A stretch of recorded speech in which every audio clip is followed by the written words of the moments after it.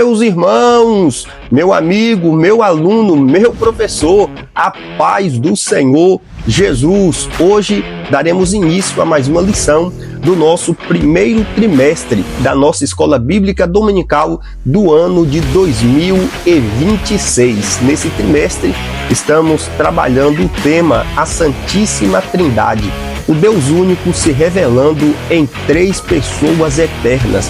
Esse trimestre está sendo comentada pelo pastor Douglas Batista e hoje nós vamos falar sobre a lição de número 5, que será ministrada no dia 1º de fevereiro de 2026, que tem por tema O Deus Filho. Eu sou Regi Souza, presbítero na Primeira Igreja Assembleia de Deus em Eunápolis, Bahia, presidida pelo pastor Antônio Carlos Miranda Sintra.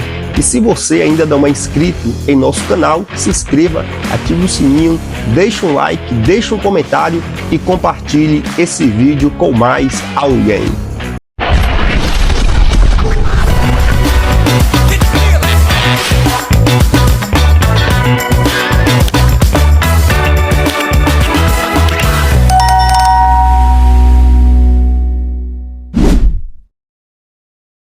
Texto áureo da nossa lição.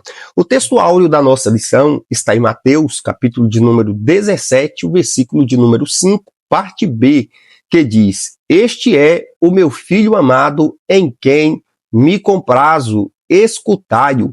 Verdade prática, Jesus Cristo, o Deus Filho, é a revelação plena do Pai, centro da revelação divina e único mediador entre Deus e os homens. Leitura bíblica em classe, Mateus, capítulo de número 1, do versículo 31 ao versículo 32, logo após do versículo 34 ao versículo de número 35. Logo após, Evangelho segundo Mateus, capítulo 17, do versículo 1 ao versículo de número 8. Meu amigo, não se esqueça de sempre pedir à classe para fazer a leitura bíblica em classe, sempre um após o outro, para que a sua aula se torne uma aula mais participativa e mais dinâmica. E não se esqueça de fazer o acompanhamento da leitura bíblica diária, da segunda, da terça, da quarta, da quinta, da sexta, do sábado, para que no domingo você tenha mais subsídios bíblicos para aplicar ao decorrer da sua aula. Essa lição de número 5, ela tem 3 objetivos que precisam ser alcançados ao final de cada tópico. O primeiro objetivo da nossa lição é o objetivo de explicar a concepção vaginal e a deidade absoluta de Jesus. O segundo objetivo da nossa lição é o objetivo de mostrar a centralidade de Cristo como cumprimento da lei e dos profetas. Terceiro objetivo da nossa lição é o objetivo de enfatizar a exclusividade de Cristo como único mediador e salvador. Meu amigo, a lição de número 5 nos conduz ao centro da fé cristã, a pessoa de Jesus Cristo, o Filho de Deus. Não estamos tratando apenas de um personagem histórico, nem somente de um grande mestre moral, mas o Verbo eterno que se fez carne e habitou entre nós. A cristologia bíblica afirma que Jesus é verdadeiramente Deus e verdadeiramente homem, sem confusão de natureza, mas com perfeita unidade de pessoa. A doutrina do Filho é essencial, porque dela dependem todas as demais verdades da fé cristã. A revelação de Deus, a redenção, a salvação, a esperança futura e a própria identidade da igreja. É interessante que o seu aluno saiba e você explicar para a classe que um erro na compreensão sobre quem é Cristo resulta inevitavelmente em um erro na compreensão da salvação. O texto áureo da nossa lição, que está em Mateus capítulo 17, e o versículo de número 5, parte B, que diz: Esse é o meu filho amado, em quem me comprazo, escutai-o, revela que o próprio pai autentica publicamente a identidade do filho. Já na leitura bíblica em classe, que une a anunciação de Lucas, capítulo 1, e a transfiguração de Mateus, capítulo 17, mostram duas dimensões fundamentais. Primeiro, a encarnação histórica do Filho no tempo e no espaço. Segundo, a revelação gloriosa da sua divindade confirmada pelo céu. Assim, esta lição se organiza em três eixos teológicos, ou três tópicos que giram em torno do tema central dessa lição de número 5, o Deus Filho. Primeiro, a divindade do Filho. Segundo, a centralidade do Deus Filho. Terceiro, a missão redentora do Deus Filho. Primeiro tópico da nossa lição. O primeiro tópico da nossa lição de número 5 diz: a divindade do Filho. Esse primeiro tópico, ele é dividido em três subtemas. Primeiro, a concepção virginal de Jesus. Segundo, a deidade absoluta do Filho. Terceiro, os atributos divinos de Jesus. O pastor Douglas Batista, no primeiro subponto do primeiro tópico da nossa lição, a concepção virginal de Jesus, ele nos mostra que a concepção de Jesus foi sobrenatural e milagrosa, resultado direto da ação do Espírito Santo. Em Lucas, no capítulo 1, do versículo 31 ao versículo de número 35, o anjo anuncia a Maria que ela conceberia sem que ela tivesse relação alguma com José. E o filho, ele seria gerado pelo Espírito e se chamaria Filho do Altíssimo. A concepção virginal não é um detalhe periférico da fé cristã, mas um marco teológico fundamental. Ele demonstra que a origem de Jesus não está na linhagem humana comum, mas na iniciativa soberana de Deus. Meu amigo, a divindade de Jesus Cristo é uma verdade central à fé cristã. A Escritura apresenta o Filho não como um ser criado ou inferior ao Pai, mas como Deus eterno, consubstancial ao Pai, que assumiu a natureza humana para cumprir o plano redentor. Negar a divindade do Filho é comprometer a própria doutrina da salvação. Por isso, esse tópico estabelece as bases bíblicas que confirmam que Jesus, ele é verdadeiramente Deus. Ao nascer de uma virgem, Cristo, ele assume a natureza humana verdadeira, sem herdar a corrupção do pecado. Do ponto de vista doutrinário, a concepção virginal preserva duas grandes verdades essenciais, que é interessante você passar isso para a classe. Primeiro, a plena humanidade de Jesus, nascido de mulher. Segundo, a plena divindade gerado pelo Espírito. Olha só que interessante, né? E isso é até bom você enfatizar para a classe, né? O nascimento virginal revela que a salvação não vem do esforço humano, mas da intervenção direta do nosso Deus na história humana. Meu professor, a Bíblia afirma de forma inequívoca que Jesus é Deus em essência e natureza.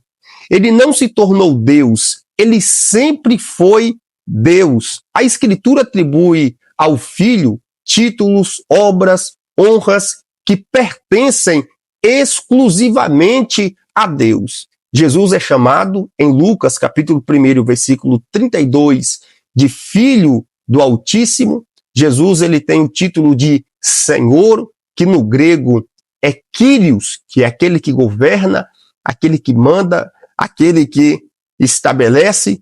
Jesus também é chamado de Deus, no próprio Evangelho segundo escreveu João, no capítulo 1, versículo de número 1, João capítulo 20, versículo de número 28, Tito capítulo 2, versículo de número 13. Além disso, Jesus recebe adoração, algo que seria blasfêmia se ele não fosse Deus. Mateus capítulo 14, versículo de número 33, Hebreus capítulo 1, versículo de número 6, a sua autoridade sobre o pecado, a morte e a natureza confirmam a sua identidade divina. E aqui está um ponto que é interessante você tratar como a classe. A autoridade de Jesus sobre o pecado, sobre a morte e sobre a natureza confirmam a sua natureza divina. Meu professor, as Escrituras atribuem a Jesus atributos que pertencem somente a Deus, confirmando a sua divindade plena. Entre esses atributos destacam-se a eternidade, pois Jesus, ele existe antes de todas as coisas. Colossenses, capítulo de número 1, versículo de número 17, e até a partir do versículo de número 17. Ou melhor, leia logo Colossenses, capítulo 1, a partir do versículo de número 14, e você vai ver que maravilha o apóstolo Paulo fala sobre Cristo. Inclusive, Colossenses é a carta mais cristocêntrica da Bíblia. É a que Paulo mais exalta Cristo. É a que Cristo é mais exaltado, mais engrandecido, é a carta aos Colossenses. Cristo, ele também é onisciente, ele conhece os pensamentos e os corações, João capítulo 2, versículo 24 ao versículo 25. Ele é onipotente, ele tem poder sobre a criação, ele tem poder sobre a enfermidade, ele tem poder sobre a morte. Hebreus capítulo 13, versículo 8, a Bíblia diz que Jesus Cristo é o mesmo ontem, hoje e eternamente. Meu professor, esses atributos não são delegados ao temporário, fazem parte da natureza divina do Filho, mesmo durante sua humilhação na encarnação. Jesus nunca deixou de ser Deus.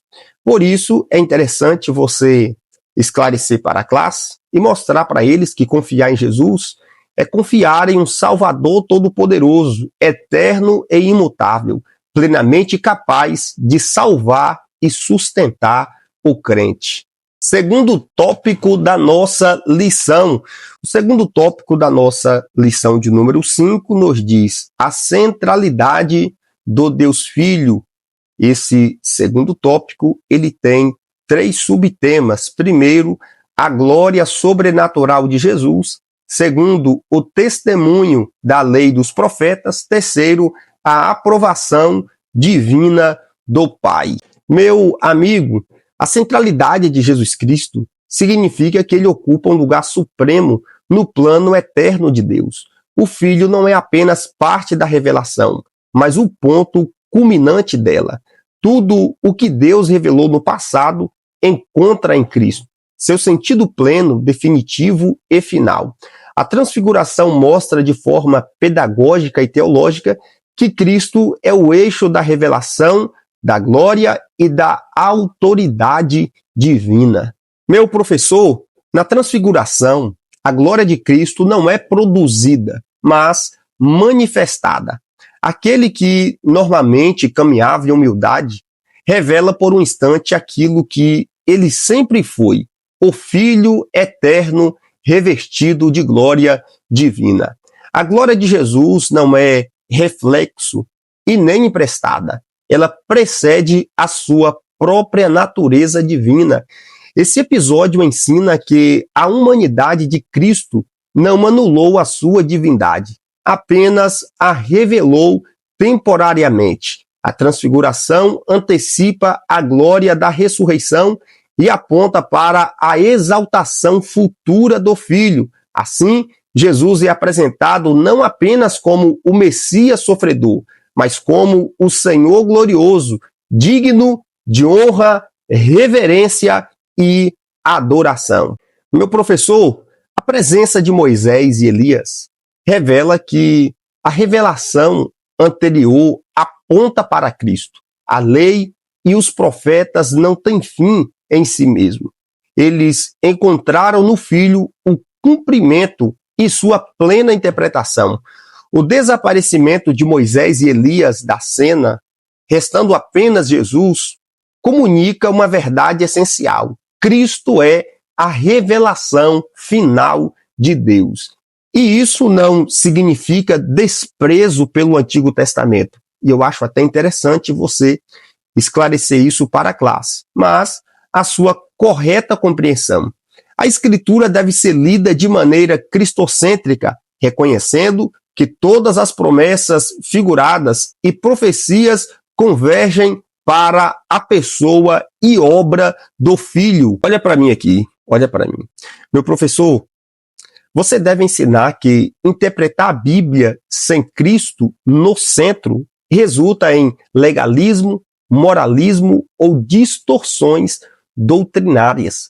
Cristo é o centro da Bíblia. Cristo é o centro de toda a Escritura. William Hendrickson, ele diz que, assim como todos os rios apontam para o mar, toda a Bíblia Sagrada aponta para Cristo. Não tem como interpretar as Escrituras sem Cristo. O ponto mais solene da transfiguração é a voz do Pai, que autentica publicamente a identidade do Filho e estabelece sua autoridade suprema. A declaração divina não apenas revela quem Jesus é, mas também ordena a atitude correta dos discípulos ao ouvi-lo. Mateus capítulo 17, versículo de número 5, o Pai diz: "Este é o meu Filho amado, em quem me comprazo, escutai-o." Essa afirmação mostra que o Filho é plenamente aprovado pelo Pai, tanto em sua essência quanto em sua missão. A ordem escutai-o indica que Cristo é a voz final de Deus acima de qualquer outro mediador. Essa verdade é confirmada de forma doutrinária no Novo Testamento. Hebreus, capítulo de número 1 e o versículo de número 1 e a parte A do versículo 2, a Bíblia diz: "Havendo Deus antigamente falado muitas vezes e de muitas maneiras aos pais, pelos profetas, e nos falou nesses últimos dias pelo o Filho." Terceiro tópico da nossa lição de número 5, o terceiro tópico da nossa lição, que diz: a missão redentora do Deus Filho. Esse terceiro tópico, ele tem 3 subtemas. Primeiro, o Filho como revelação suprema. Segundo, a exclusividade de Cristo na redenção. Terceiro, o aprendizado pela experiência. Meu professor, a missão do Deus Filho não foi circunstancial, muito menos improvisada, mas parte do plano eterno da redenção. A encarnação, a vida, o sofrimento, a morte e a ressurreição de Jesus revelam o propósito central de Deus: salvar a humanidade caída. Cristo não veio apenas ensinar verdades espirituais, mas realizar a obra redentora que ninguém, absolutamente mais ninguém, poderia cumprir. Jesus, ele é a revelação máxima e definitiva de Deus. Tudo que pode ser conhecido sobre Deus no que diz respeito à salvação foi plenamente manifestado pelo Filho. Ele não apenas falou sobre Deus, ele revelou o próprio Deus em sua pessoa e obra. A revelação em Cristo é completa, suficiente e final. Não há necessidade de novos mediadores, novas revelações ou cumprimentos. Aquilo que Deus já revelou no Filho, negar essa verdade abre espaço para o misticismo e falsas doutrinas. O pastor e comentarista da nossa lição, o pastor Douglas Batista, no terceiro tópico da nossa lição, e o segundo subtema, ele fala sobre a exclusividade de Cristo na redenção.